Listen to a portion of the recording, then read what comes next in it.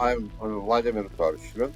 I'm University Distinguished Professor at Northeastern University in Boston, Massachusetts. And I also direct the Center for Pharmaceutical Biotechnology and Nanomedicine.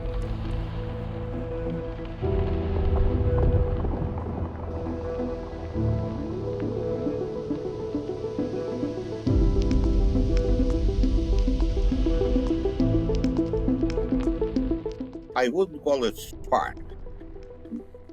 It's more like steady state. So, and the spark cannot last for 50 years, actually for almost 60 years. And it's more like a steady state flame. Hard to say so. I always was, remember, I am immediately after the war kid. So when I grew up, the main game among the kids was war. If you are just make any war-related games, you have to explode something, right? So, and this is where my spark to chemistry happened. How to make simple things to explode, so to make war game more realistic. And in that time, my passion to converting one substance into another was pretty consistent. So I dreamed about being a chemist from really almost from childhood. And then I entered chemistry department of Moscow State. Then I was dealing with high molecular weight molecules, which pretty close to life system, to proteins. Then I moved my interest to biological macromolecules. Then I moved to like medical application of biological macromolecules, and eventually I ended where I am now. So I cannot call it. My initial spark was to explode something in my mother's kitchen.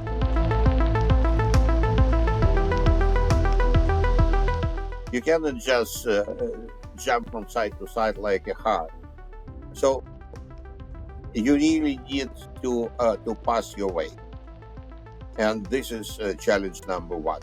And certainly, if you go the whole way to the very end, and at the very end you discover that you were wrong, it's a big disappointment. You wasted a lot of time and money and mental strength, but this is inevitable. You cannot just stop on the halfway and say, okay, I will change for something. This is challenge number one. So challenge number two, even if you failed for the first time, you still should believe that eventually you'll succeed. Because if you don't believe in the final success, there's no sense to start anything. So those are probably two biggest challenges. So first, to believe in your success. And second, to go to the end with whatever idea you got.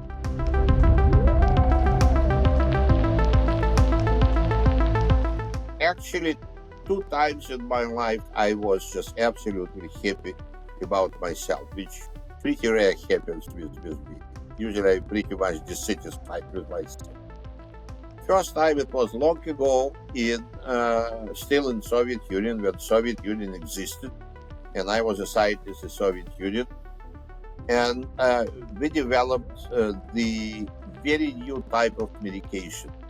I would like to go into details because, it would distract our attention, but eventually we finished with a real preparation for dissolution of thrombi. And it made all the way through that time Soviet Food and Drug Administration. It was pharmacological committee, but doesn't matter.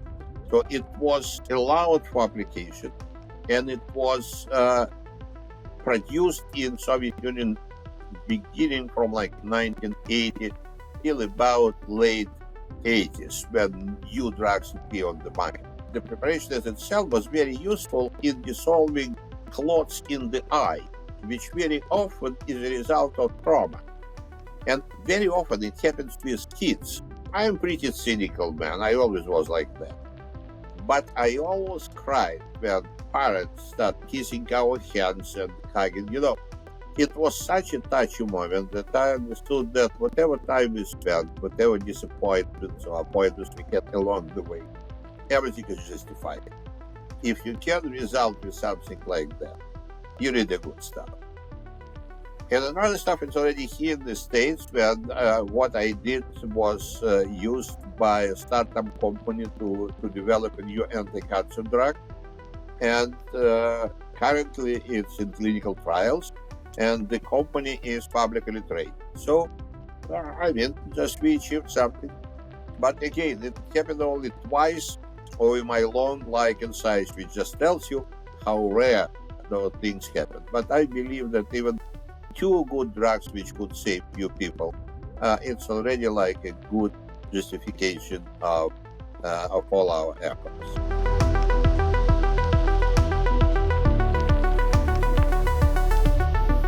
Advice number one is to read more.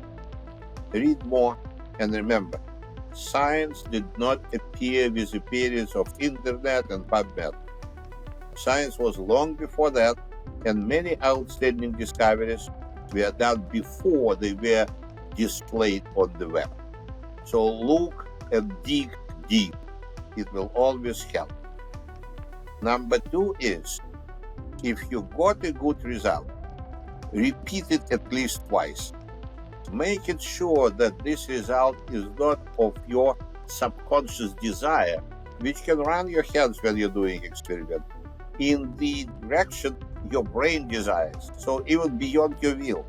So you have to repeat it, and better with somebody else who can just control that everything is done right, that there is no systematic error.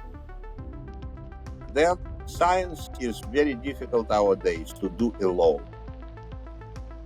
Ages back, it was very personal thing.